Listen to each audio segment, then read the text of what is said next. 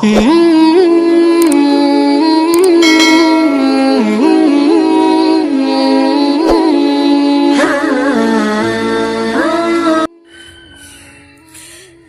تعریفیں اس اللہ کے لیے کہ جس نے خوبصورت آسمان اور زمین کو بنایا۔ درود و سلام ہو اس عظیم ہستی پر کہ جنہوں نے دنیا میں حق کا بول بالا کیا۔ قرآن حدیث کلاسز آن لائن اکیڈمی کی جانب سے اللہ سبحانہ و تعالی نے ایک مرتبہ پھر آپ کی خدمت میں حاضر ہونے کا موقع عنایت فرمایا۔ میرے دوستو، یاد رکھنا کہ جس طرح شریعت نے حکم دیا ہے خاوند کو کہ وہ اپنے بیوی بچوں پہ خرچ کرے، اور یہ بیوی بچوں پہ خرچ کرنا یہ بھی ایک قسم کا خاوند کے لیے صدقے کا ثواب اس کے نامہ اعمال میں لکھا جاتا ہے۔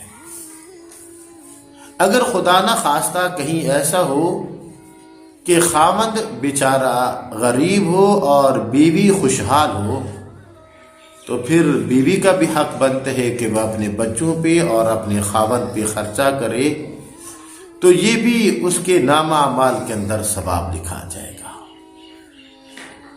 حضرت ابو ہریرہ رضی اللہ تعالیٰ عنہ سے روایت ہے، وہ فرماتے ہیں کہ ایک مرتبہ نبی اکرم صلی اللہ علیہ وسلم نے ہمیں فجر کی نماز پڑھائی، اور فجر کی نماز پڑھانے کے بعد عورتوں کے مجمع میں آپ تشریف لے گئے، تو وہاں جا کے آپ علیہ الصلوۃ والسلام نے انہیں واعظ فرمایا، اور واعظ کے اندر کیا فرمایا کہ اے عورتوں، تم ناقص العقل ہو اور ناقص الدین ہو، لیکن اس کے باوجود میں نے تم سے زیادہ ہوشیار اور عقل مند نہیں دیکھا۔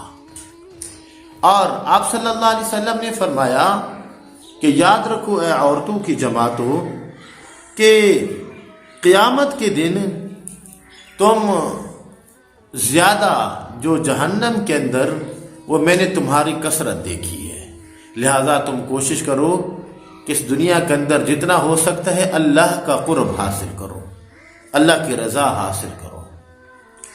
تو اس مجمع کے اندر حضرت عبداللہ بن مسعود رضی اللہ تعالیٰ عنہ کی اہلیہ بھی موجود تھی۔ جب آپ علیہ الصلوۃ والسلام نے واعظ کو ختم فرمایا تو حضرت عبداللہ بن مسعود کی بیوی گھر چلی گئیں، اور وہاں جا کے جو آپ علیہ الصلوۃ والسلام نے واعظ فرمایا تھا وہ اپنے خاوند حضرت عبداللہ بن مسعود کو سنایا، اور سنانے کے بعد گھر کے اندر جو زیورات وغیرہ پڑے تھے وہ اٹھا کے باہر جانے لگے۔ تو حضرت عبداللہ بن مسعود کہنے لگے، وہ اللہ کی بندی تو کیا کر رہی ہے؟ تو اس نے کہا کہ یہ جو مال ہے یہ میں اللہ کے راستے کے اندر میں خرچ کرنا چاہتی ہوں، تاکہ جو اللہ کی رضا ہے، اللہ کا جو قرب ہے وہ ہمیں بھی مل جائے۔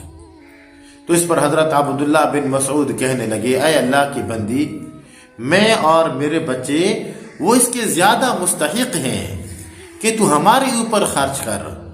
تو وہ حضرت عبداللہ بن مسعود کی بیوی کہنے لگی کہ میں ایسا نہیں کر سکتی جب تک کہ میں نبی اکرم صلی اللہ علیہ وسلم سے نہ پوچھ لوں۔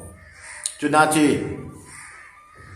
حضرت عبداللہ بن مسعود کی بیوی آپ صلی اللہ علیہ وسلم کے پاس گئیں اور اندر آنے کی اجازت طلب کی۔ جب رحمت دو عالم صلی اللہ علیہ وسلم نے اجازت عنایت فرمائی تو انہوں نے پورا جو واقعہ پیش آیا تھا وہ آپ صلی اللہ علیہ وسلم کو سنایا۔ اللہ کے حبیب، میرا خاوند کہتا ہے کہ میں مستحق ہوں، میرے بچے مستحق ہیں، اور یہ جو اللہ نے تجھے مال دیے ہے یہ ہمارے اوپر خرچ کر، میرے اوپر، میرے بچوں کے اوپر خرچ کر۔ تو کیا اللہ کے حبیب میں ایسا کر سکتی ہوں؟ اگر میں خرچ کروں تو کیا مجھے اللہ ثواب عطا فرمائیں گے؟ اللہ کا قرب مجھے ملے گا؟ تو میں قربان جو نبی اکرم صلی اللہ علیہ وسلم پر رحمت دو عالم نے فرمایا، جی جی تم حضرت عبداللہ بن مسعود کے اوپر اور اس کے بچوں کے اوپر خرچ کرو، اللہ رب العالمین جو ہیں وہ تمہیں ثواب عطا فرمائیں گے، اور تیرا شوہر اور جو تیرے بچے ہیں وہ تیرے صدقے کے زیادہ مستحق ہے۔ تو میرے دوستو، یہ حق بنتا ہے خواتین کا کہ جہاں پہ ان کے شوہر، ان کے خاوند ان کا خیال رکھتے ہیں، تو اسی طرح اگر خاوند کے اوپر کڑا وقت آ جائے، مشکل وقت آ جائے، پریشانی آ جائے، اگر بیوی صاحب مال ہو، صاحب استطاعت ہو، تو پھر اس کا بھی حق بنتا ہے کہ وہ بھی اپنے خاوند کا خیال کرے، اپنے بچوں کا خیال کرے۔ دعا ہے اللہ رب العالمین سے اللہ سبحانہ و تعالی ہمیں عمل کی توفیق عطا فرمائے۔ وآخر دعوانا ان الحمد للہ رب العالمین۔